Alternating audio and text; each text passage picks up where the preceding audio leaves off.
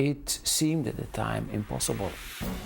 Has the most famous ship in the history of the world been discovered at last?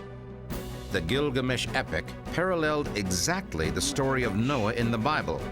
There is plenty of ancient historical evidence spanning nearly 2,000 years that the Ark is on Mount Ararat. The location of the mystical Mount Sinai itself is the subject of relentless argument. The biblical story of the burning bush is completely true and totally provable. It must have seemed to Moses that God was asking him to do the impossible. In the book of Matthew, we're told that the graves were opened and the bodies of many dead saints were raised to life. During the night, all of Sennacherib's army had been struck down by some kind of plague. Mary Magdalene was a woman of independent means and spirit. For nearly 2,000 years, she's inspired millions of people, especially women. The Grail is believed by many to be the cup containing the wine that Christ associated with his blood at the Last Supper. According to the legend, only Sir Galahad was able to reach it, dying in a moment of transcendental glory. The sound of pottery shattering caught his attention. The curiosity of the world was ignited. The Dead Sea Scrolls date back almost 2,000 years. Along with the many papyrus and leather scrolls was a scroll made of copper. As Herod's men attempted to open the tomb, a blast of flame filled the chamber and drove them back. God said, let the waters under the heaven be gathered together into one place. And the stars of heaven fell unto earth. Fires are burning all over the city. Several plane crashes with countless calls keep coming in. Complete chaos is the only way I can describe the situation. For the great day of his wrath is come. It turns out that Bible prophecy has an unparalleled record of accuracy. The focus of the conflict lies in the destiny of Jerusalem. This will be the last great battle, and one in which God himself will eventually take part.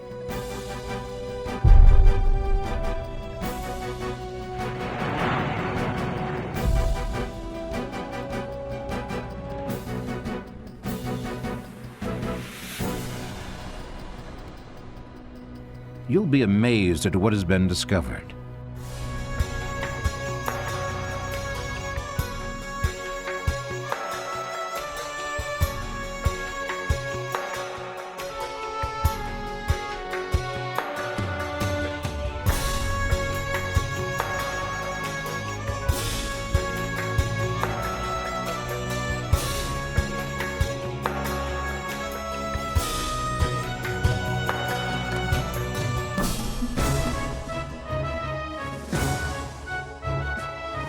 In 1967, the tiny nation of Israel achieved one of the most stunning military victories of all time.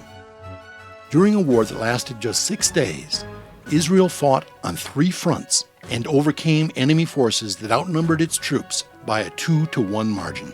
Leaders of the Jewish state claimed the victory was the result of superior military planning. But is there more to the story? Was there something going on behind the scenes of the 6-day war, something that tipped the scales in Israel's favor? Could it be, as the Arabs claimed, that their defeat was accomplished only with the intervention by the Americans? How was such a miraculous victory possible? Did the Soviet Union and the United States come to the brink of a nuclear war? And is the present turmoil in the Middle East setting the stage for history to repeat itself? Are there ancient writings that supposedly predicted Israel's victory in the war? If they do exist, what other secrets might they reveal about Israel's future and the future of the human race?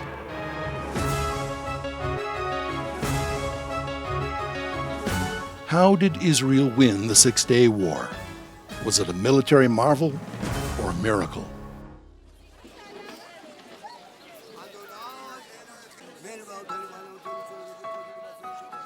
Jerusalem, the 6,000-year-old city on a hill that is the spiritual home to 3 major world religions. Jews, Christians, and Muslims attempt to coexist here.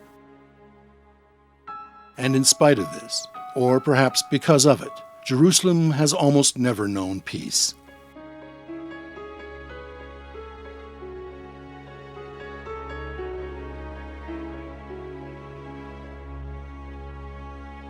and so it may seem strange to wonder about the significance of one confrontation that happened more than 30 years ago.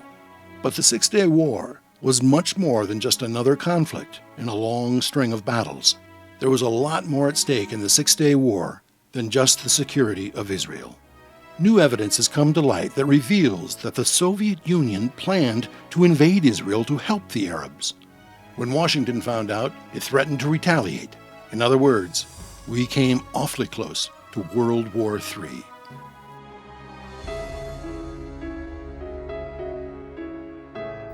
Israel's win over the Arab forces was so swift and so complete that it left the world to wonder how could a country the size of New Jersey win a war against the Arab armies that were backed by the Soviet Union and do it within such a short time. It seemed at the time impossible. There was a lot more at stake during the Six-Day War than just the security of Israel. The evidence has revealed that the Soviet Union had prepared plans to invade Israel as a part of its help to the Arab states. And such an invasion was prepared with the full understanding that it could lead to a major military clash between the Soviet Union and the United States, which itself could result in the nuclear war. Whatever was happening on the political scene, the most fascinating thing about the Six-Day War was that it was predicted in the Bible thousands of years ago, and it happened just as it was predicted. It turns out that Bible prophecy has an unparalleled record of accuracy. This is especially remarkable considering the large volume of prophetic scripture it contains. In the Bible, there are 1,000 specific prophecies recorded, which 668 have been fulfilled. None have errors. And an amazing amount of scriptural prophecy directly addresses the dark and terrifying period known as the last days. Recent events in America, in the Middle East, and throughout the Arab world have brought enormous renewed interest in Bible prophecy, particularly that which deals with warnings of the final days. The end times, often referred to as the last days, is a period of great tribulation, the Bible says, a time of great upheaval and unrest around the world, both politically and socially, a period which also experiences unparalleled acts of natural disaster. All this precedes a bloody clash of opposing ideologies with deadly and profound consequences for every living thing on earth, leading to a final all-out battle between the forces of good and evil known as Armageddon. The prophets of both the Old Testament and the New Testament have given us specific signs to look for concerning end times. About 85% of those events have already taken place, and perhaps the most important of the signs of the end times have occurred in our lifetime. Since 1948, dozens of biblical prophecies have been fulfilled. Many point to the coming of the last days. It is no coincidence that the focus of world events is on the conflict in the Middle East, just as it was when the New Testament prophecies were written. Two key events in recent history have set the stage for all the biblical prophetic forecasts that were and are to follow. First was the seemingly miraculous return of the Jews to their ancestral homeland with the founding of modern Israel in 1948. For many historians and political observers, this was an unlikely occurrence. This prophetic event had been 2,500 years in the making. The second key event occurred as a result of the 1967 Six-Day War between Israel and the Arab neighbors. With Israel's victory, it took back control of Jerusalem, the historic location of the Jewish temple, twice destroyed in the past by hostile conquerors. Prophecy tells us it will be the eventual rebuilding of the Jewish temple in Jerusalem that occupies another significant, long-predicted chapter in Bible prophecy. The focus of the conflict lies in the destiny of Jerusalem. and Israel's inability to maintain a lasting peace with its Arab neighbors points up the prophecy in Luke 21:24 that Jerusalem will be trodden underfoot of the Gentiles until the times of the Gentiles be fulfilled. This obviously involves the Gentile nations of the world, including America. As specific as Bible prophecy is, amazingly, there is no clear indication throughout all 165,000 verses of Scripture of the United States participating in the final conflicts of the end times. How can this be? After all, America has taken the lead in the ongoing fight against terrorism, whose threats largely come from the Middle East. For more than a half century, there's been no greater defender of Israel's sovereignty than the USA. And today, America is considered the world's lone superpower. So how is it possible that according to the most generous reading of Bible prophecy, when it comes to the final life and death battle over Israel's fate, the United States is simply missing in action? At least two theories are possible. The United States may have been destroyed as a military power by that time. Or the United States could be fighting under the flag of the United Nations. There are those who suggest another troubling theory, one in which a severely crippled America is unable to participate in the ultimate and final war in the Holy Land. A theory that also seems to be supported by much prophetic scripture. In biblical prophecy, the tribulation period is characterized by increasingly severe natural disasters as the world approaches the end times. Between 1800 and 1900, there were only 18 major earthquakes, and from 1991 to 1994 alone, an astounding 747 of 6.0 or greater earthquakes were recorded around the world. End times prophecy in Isaiah 24:20 specifically foretells of devastating earthquakes and increased volcanic eruptions. Right now, heightened volcanic activity in the world's oceans has many scientists concerned by its disturbing implications. Under these circumstances, rushing to war in the Middle East would hardly be an option. And there is another possibility, brought home literally and forcefully by the terrorist attack of September 11th. The uncomfortable question now being asked by many experts and planners is, could a domestic attack by terrorists have a similar crippling effect on America's ability to respond militarily? America's geographic isolation has left it seriously unprepared to deal with attacks at its borders and along its coastlines. It's not difficult to imagine how easily chemical and biological or even nuclear weapons could covertly slip through the United States borders. The explosion of such a weapon prior to a sneak attack on Israel by its enemies could easily keep the United States on the sidelines. However, none of the explanations for America's absence from Bible prophecy are particularly easy to accept. In the final analysis, we really don't know whether the United States will be involved in the Battle of Armageddon or not.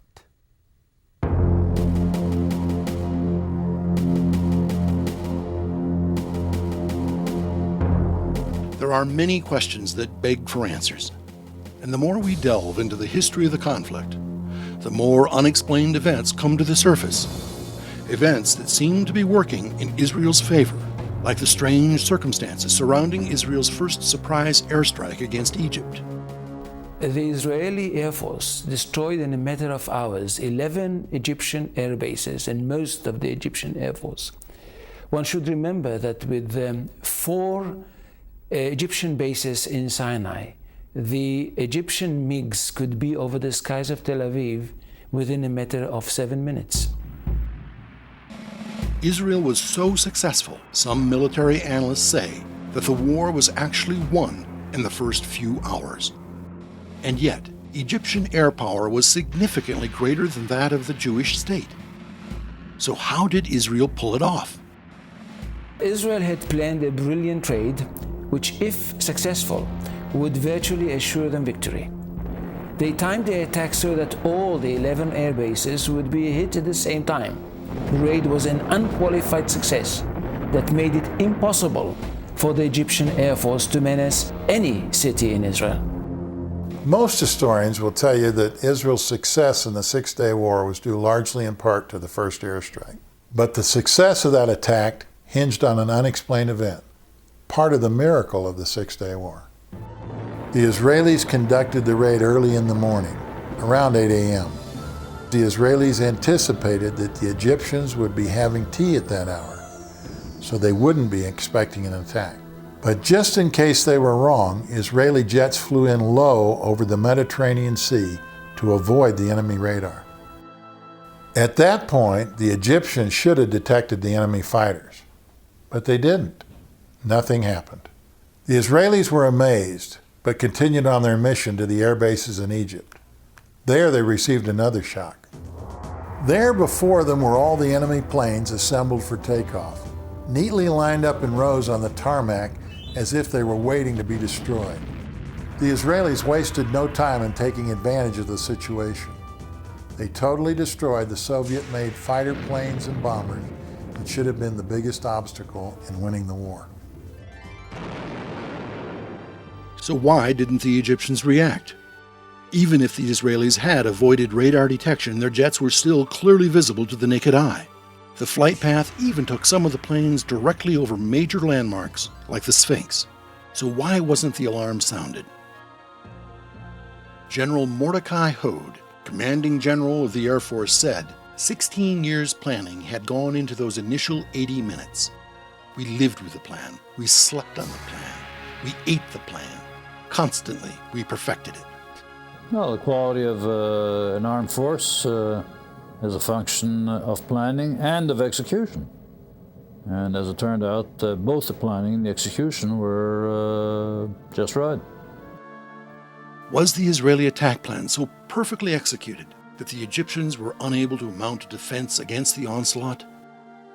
The reason the Egyptian Air Force wasn't prepared for an airstrike is they were ready to launch their own airstrike, and they were in having a victory breakfast.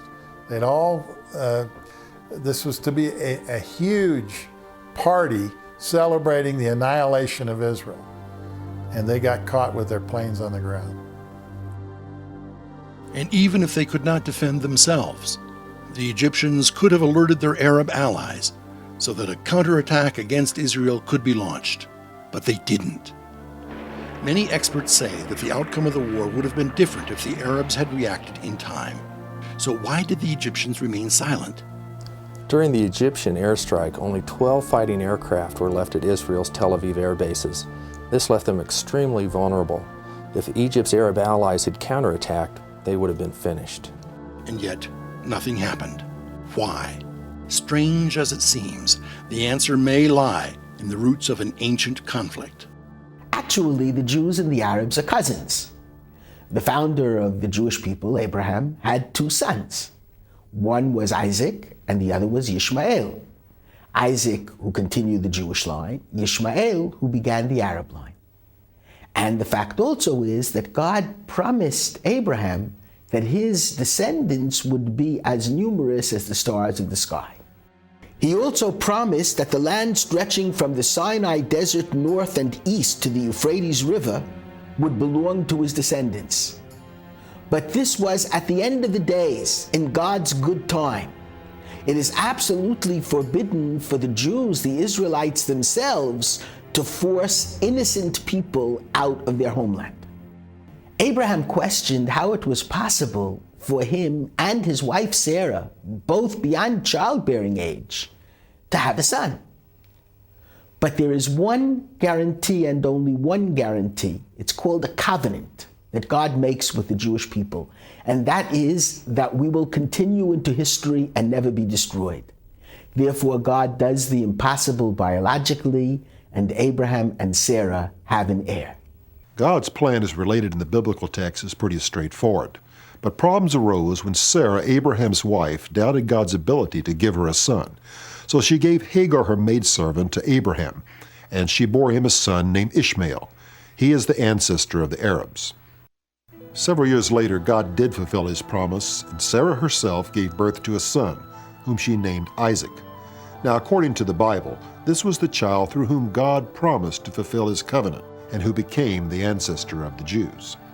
The Bible predicted that there would be a continuing conflict between the Arabs and the Jews. In Genesis 16:12, we find this ominous prophecy concerning Ishmael's descendants, the Arabs. His hand will be against everyone, and everyone's hand against him, and he will live in hostility toward all his brothers. I think there's no doubt this prophecy has been and is still being fulfilled. Thus the conflict between Jew and Arab was born, and it continues even to this day. So who is the rightful owner of the land God promised to the descendants of Abraham? The Arabs insist that the birthright belongs to them. The Jews make the same claim. But the Arabs have taken the argument a step further. They believe that Israel not only has no right to the land, they have no right to exist at all. So deep is the divide between Arab and Jew that immediately before the Six-Day War began, the Arabs left no doubt as to their goal. If the Egyptians' goal was to destroy Israel, there would seem to be no logical explanation for their inaction on the first day of the war. So why didn't they sound the alarm as soon as the Israeli air raid began? Prior to the war, the Egyptians made some bold statements, and they say that they're going to destroy the state of Israel. The Arab world was cheering them on, and when they were defeated, it took them a very long time to digest the fact that their plans came so abruptly to an end. The Egyptians were supposed to be leading the charge, but they had this incredibly humiliating defeat. There was no way they wanted that information to leak out, so they lied. They claimed victory. How could the Egyptians have made such a serious blunder? Was pride the real reason that Egypt refrained from informing its Arab allies of Israel's destructive air raid? And even if this were true, why didn't the Egyptians sound the alarm and launch their own planes as soon as they saw the Israeli jets approaching? What was it that kept the Egyptian planes on the ground? Is the answer hidden in a top-secret conspiracy that remains under wraps even to this day? Could it be that the world was literally on the brink of nuclear war? The Six-Day War began on June the 5th, 1967, with the Israelis pulling off a devastating and miraculously successful airstrike against Egyptian Air Force bases. Strangely enough, the Egyptians put up little or no fight in response to the attack. Stranger still, when you consider that the Egyptians themselves had set the stage for war just a few weeks earlier. They, more than anyone, should have been ready.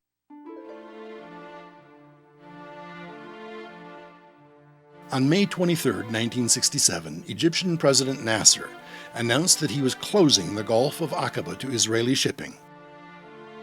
Overnight, the key Israeli port of Elath became a virtual ghost town.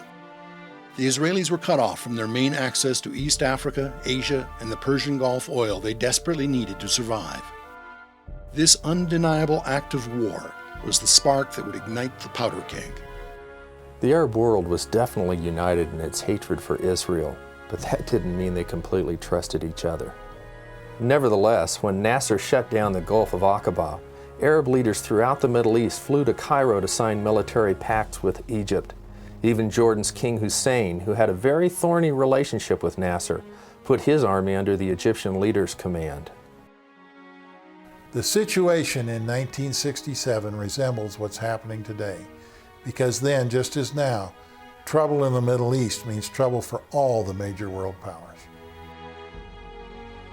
Israel's Deputy Prime Minister, Abba Eban, immediately set out to rally the support of Western leaders, including President Johnson and French President Charles de Gaulle. During the Six-Day War, the relationship between the United States and the Soviet Union was pushed almost to the breaking point. For the first time since the Cuban Missile Crisis of 1962, a message had been received over the Moscow-Washington hotline. The Soviets were threatening military action to prevent Israel's total victory in the conflict. Of course, the United States could not tolerate the Russian threat to invade Israel.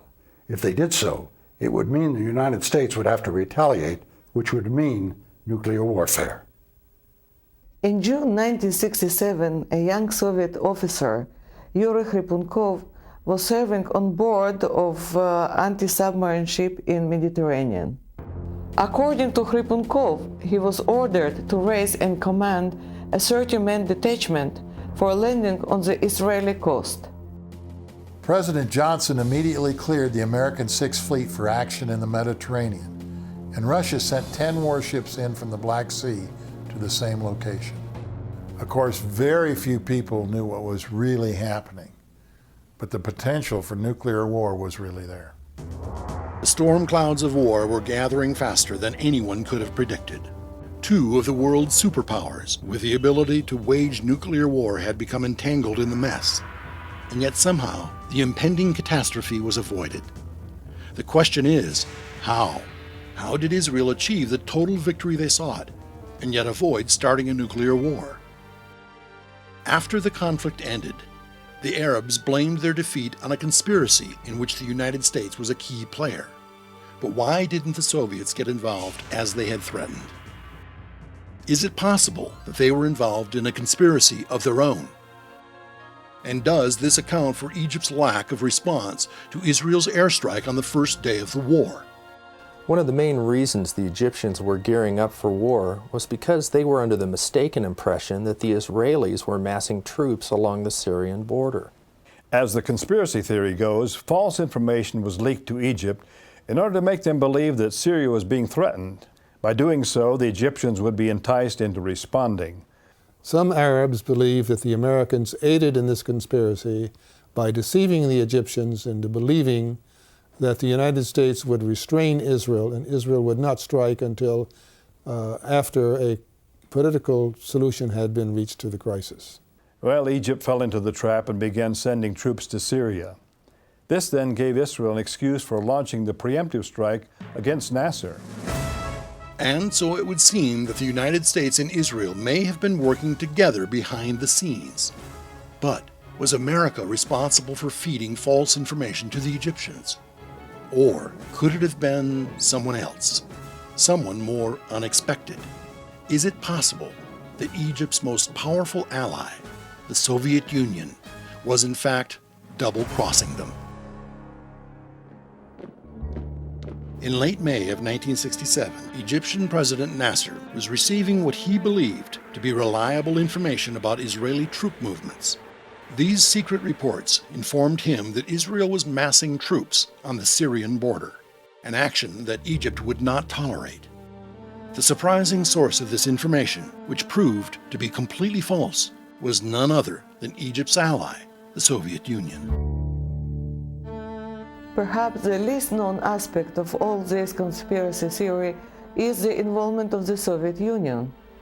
The historical records show that the Soviet Union deliberately gave the Egyptians false information about Israeli troops massing on the Syrian border.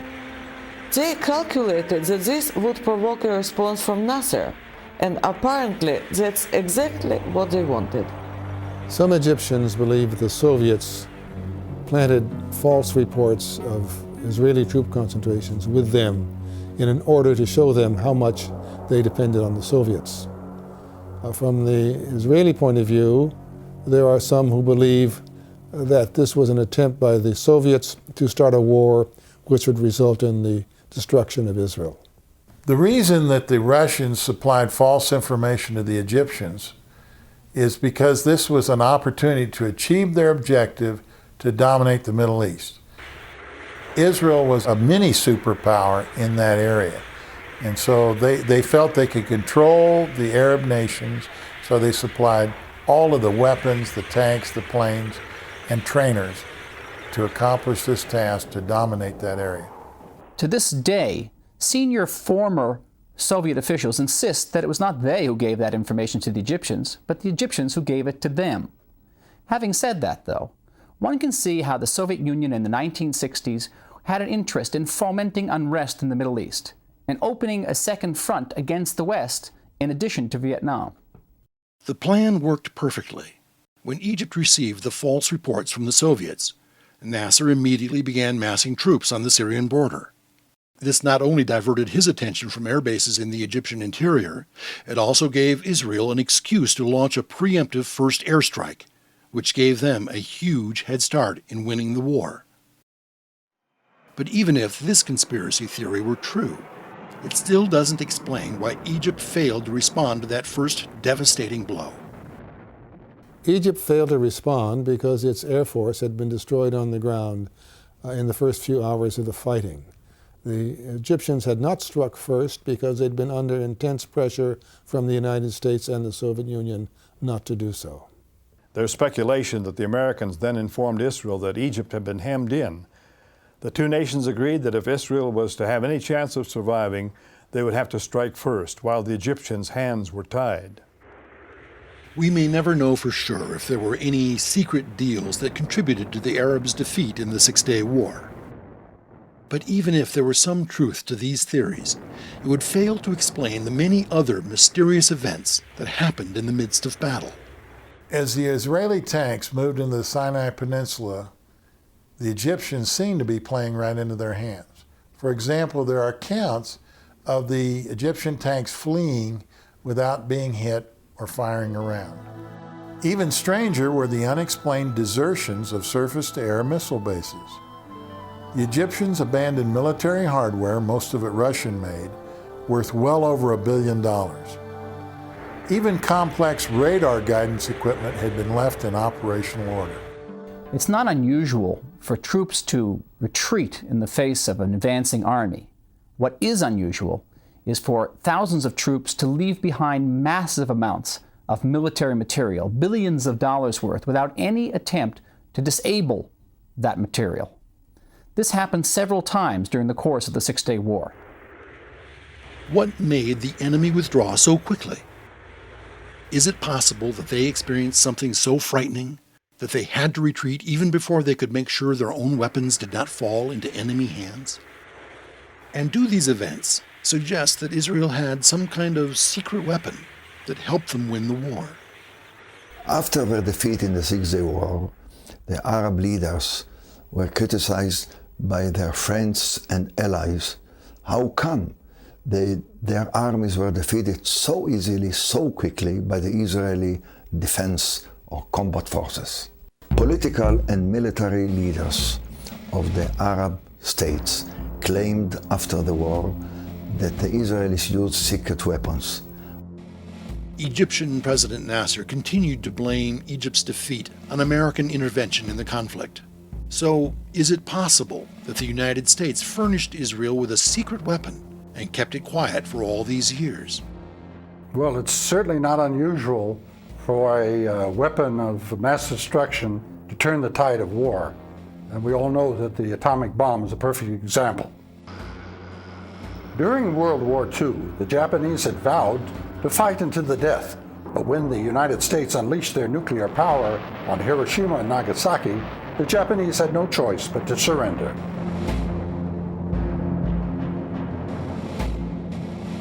Of course, when the United States dropped the atomic bomb, it was no longer a secret, and it proved that the United States not only had it, but was ready to use it.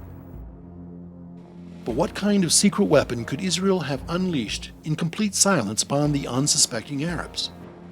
If such a thing were possible, it wouldn't be the first time in the history of this embattled nation. The biblical writings are filled with many battles, battles that in the main the Israelites won.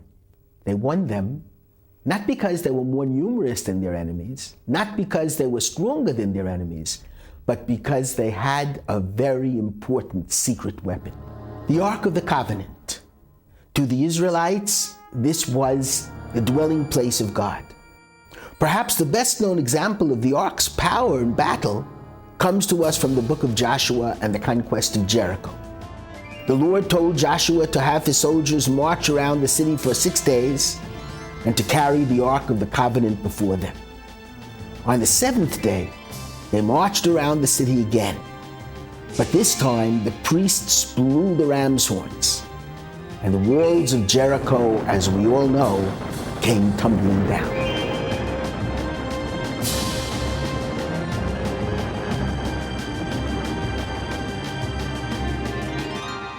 The Ark of the Covenant was lost thousands of years ago, so there's no way it could have played a part in the victory. But I think if there was a secret weapon, it was most likely supplied by the United States. The Americans probably supplied some intelligence information to the Israelis, but they categorically deny that they did anything more than that. Allegations that there was a secret weapon of some sort were completely unfounded. Though the Arabs have sometimes claimed that Israel had a secret weapon that decided the course of the war, in fact, Israel had no large-scale secret nuclear atomic weapons. It did, however, utilize certain innovative, formerly secret weapons in its attacks. In the Battle of Jerusalem, for example, Israeli bunkers, which were facing Jordanian bunkers, were equipped with a secret surface-to-surface missile that was pre-sighted. The minute the Jordanians began firing on Israeli West Jerusalem, these missiles were launched, and all the Jordanian bunkers, in a matter of minutes, were knocked out. If conspiracy theories cannot explain Israel's astonishing victory in the Six-Day War, and there was no secret weapon, we must look for another option. After the war, Israeli General Hod provided this explanation. He said, "When our nation is pushed to the wall, it rises up and lashes out tenfold. This spirit is the secret weapon of Israel's people." The strength and courage of the Israeli people certainly had a lot to do with their miraculous victory. Could it be that there was another force at work in the conflict, a supernatural force? Is it possible that the great prophets of Israel's past were about to be given their due? And who would confirm such miraculous intervention, the Israelis or the Arabs? For thousands of years, the Jewish people have been scattered among the often hostile nations of the world. Yet a common hope and a common heritage held them together, even though the faith and stamina of the Jewish people were tested to the breaking point and beyond.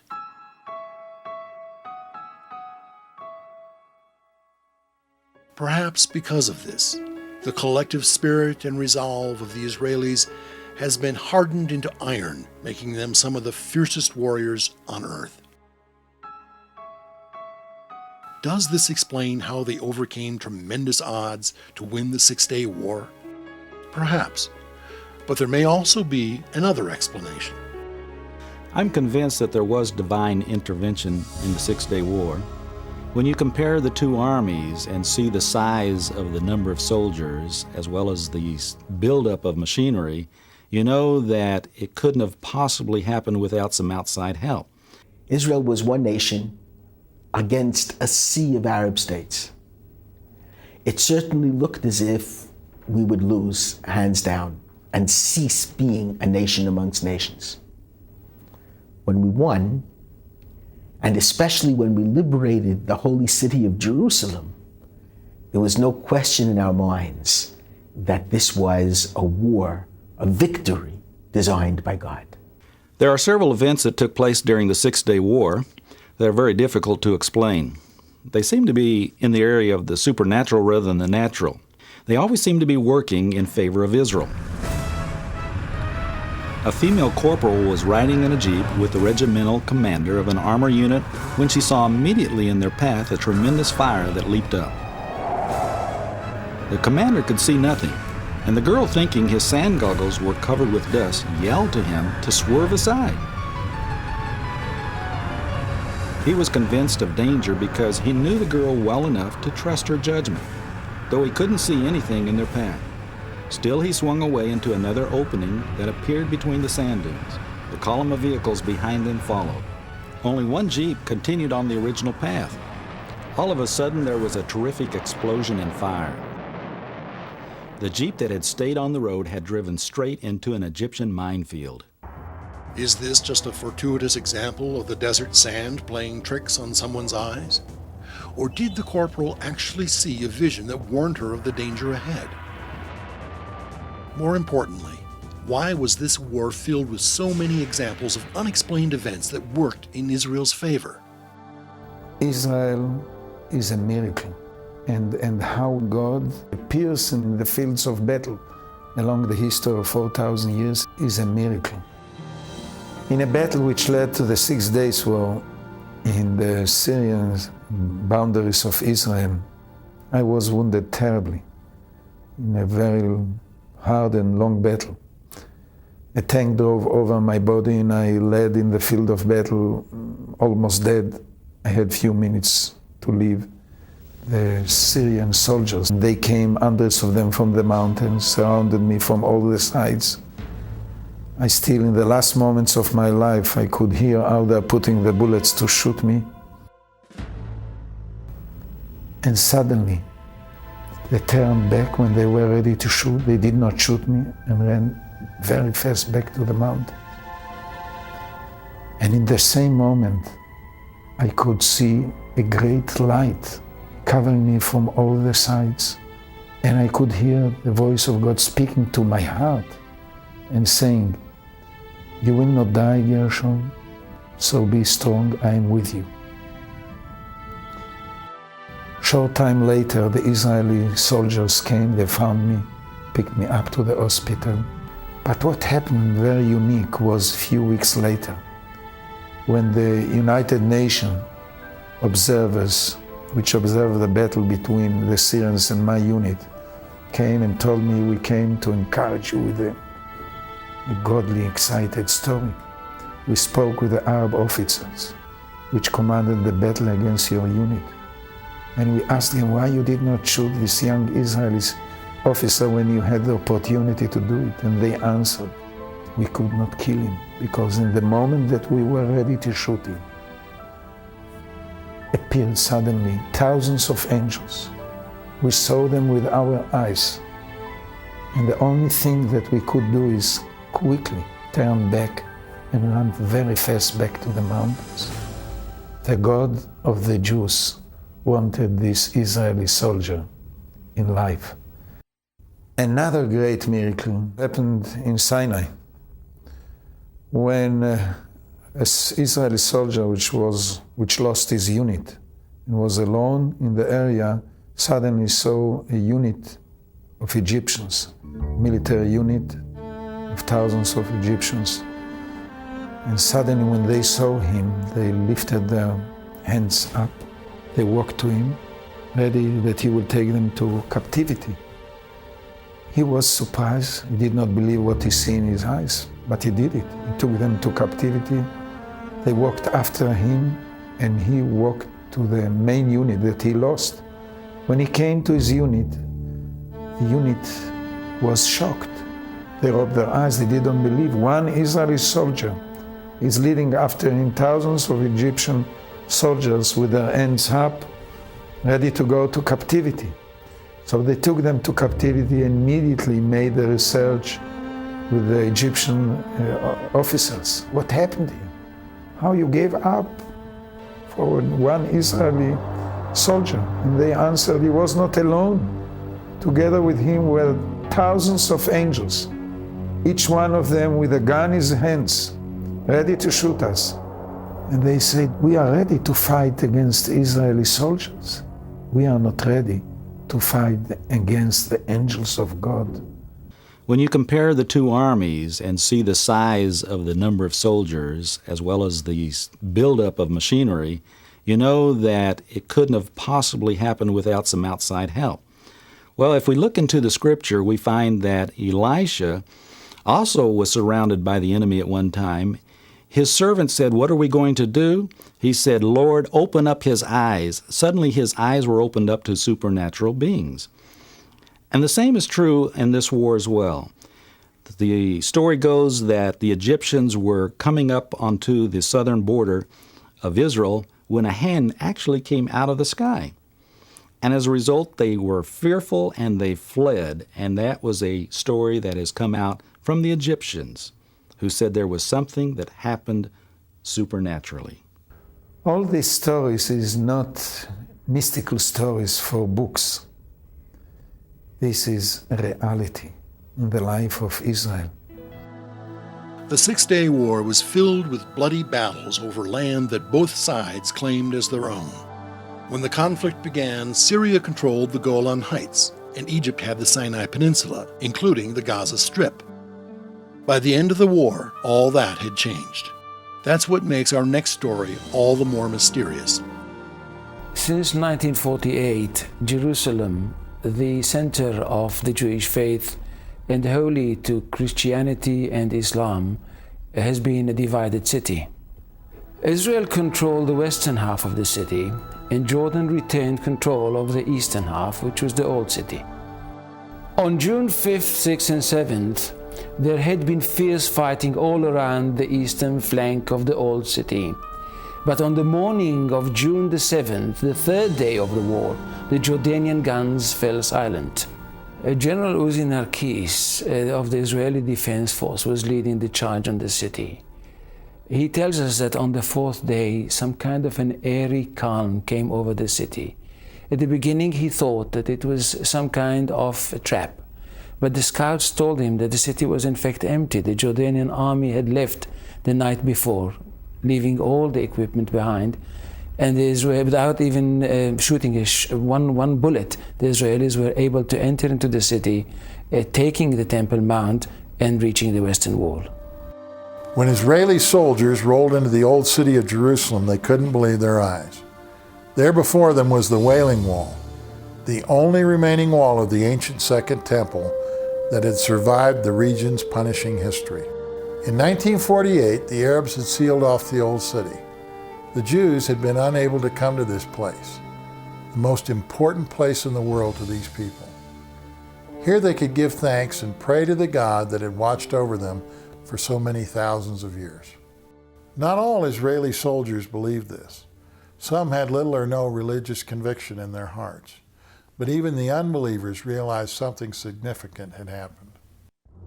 Was there a special significance in Israel's miraculous conquest of these large tracts of land, the same land that ancient writings promised to Abraham's descendants? And was Bible prophecy fulfilled when Israel took possession of Jerusalem?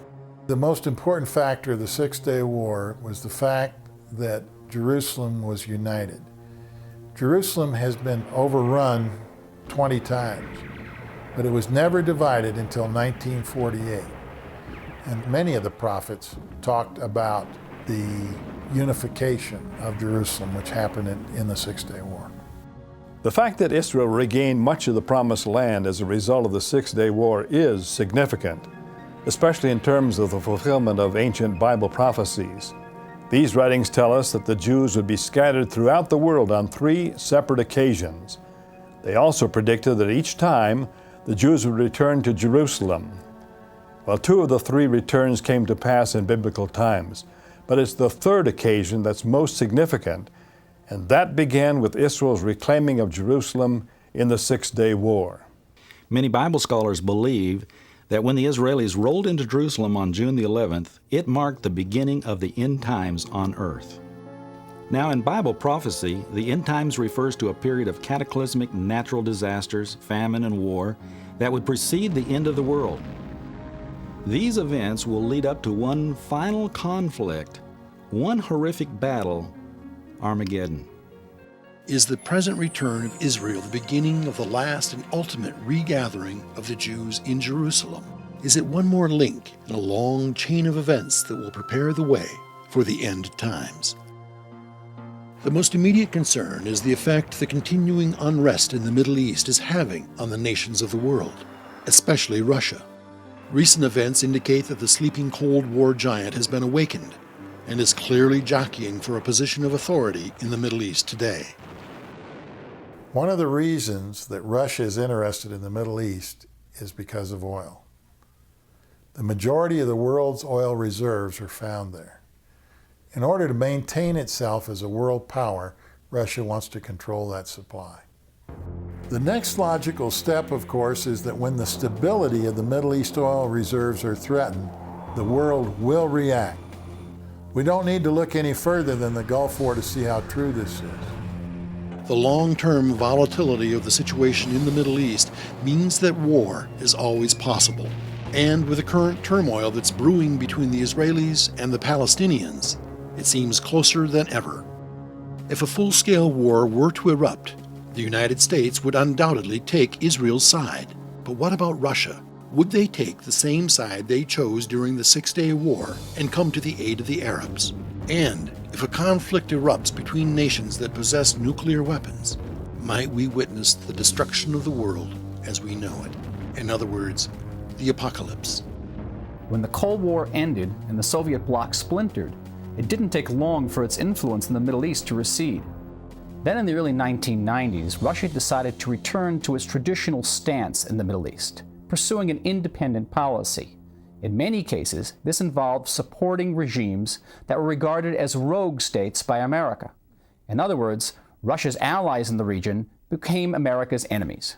With this type of foreign policy in place, there is little doubt that Russia would indeed take up arms against the nation of Israel and its Cold War enemy, the United States. But could this really lead to the apocalypse? The Bible says yes. 2,600 years ago, the prophet Ezekiel wrote of an invasion against Israel by an army from the far north. Ezekiel chapter 38 says that Gog and many nations with it will advance upon Israel. It will be a great horde, a mighty army, and they will be like a cloud that covers the land. Now, the interesting thing about all this is that the leader of the enemy is identified in the prophecy as the Prince of Rosh.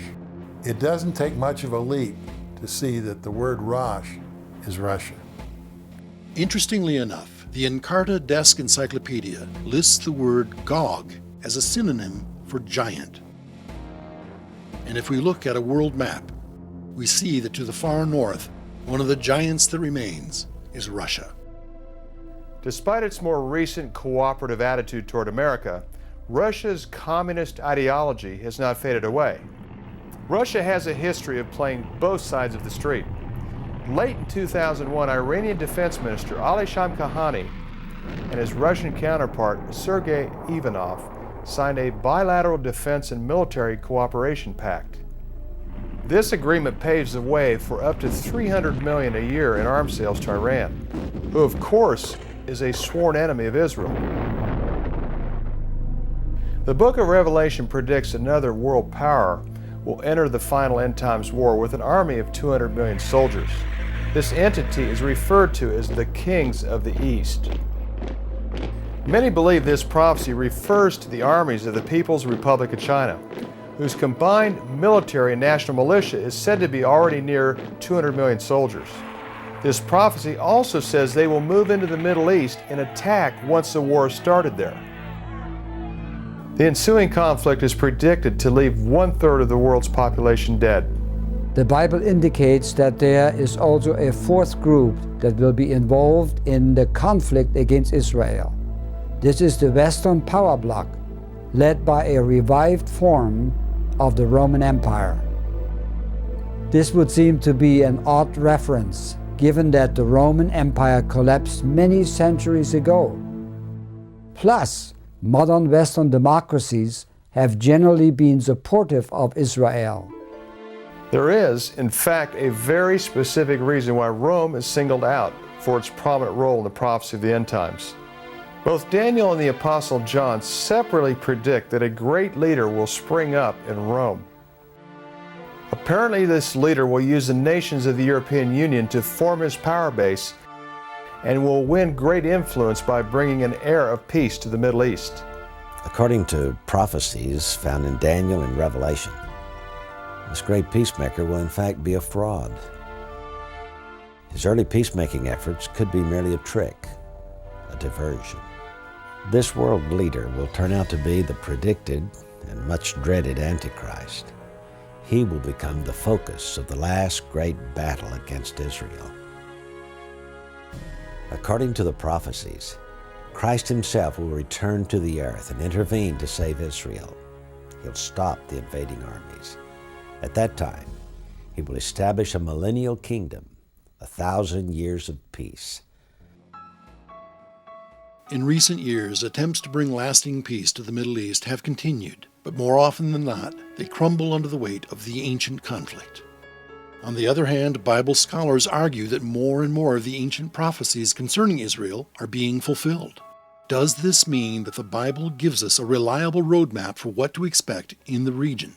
And if it does, Are we really headed for a battle the likes of which the world has never seen?